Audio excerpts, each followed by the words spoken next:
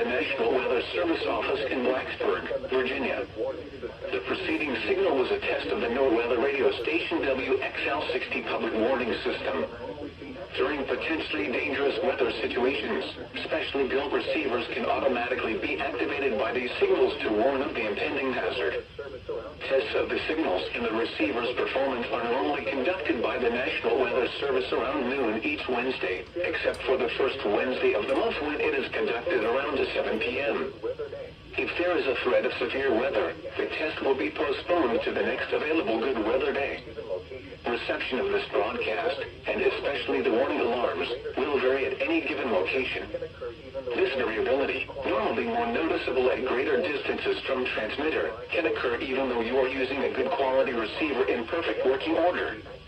To provide the most consistent and dependable warning service possible, the warning alarm will be activated for hazardous watches and warnings for the following counties in the Blacksburg County warning area: in Virginia, Allegheny, Bedford, Bland, Todd, Carroll, Craig, Floyd, Franklin, Giles, Halifax, Henry, Montgomery, Patrick, Pittsylvania, Pulaski, Roanoke, Rockbridge, and Wythe.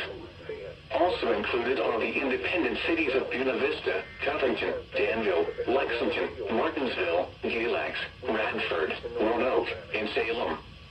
In North Carolina, the following counties are included: Rockingham and Caswell. This has been a test of the NOAA weather radio warning device. We now return to normal programming.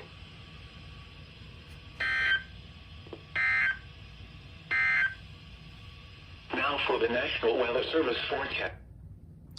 You know, Blacksburg, I really wish you would stop forgetting.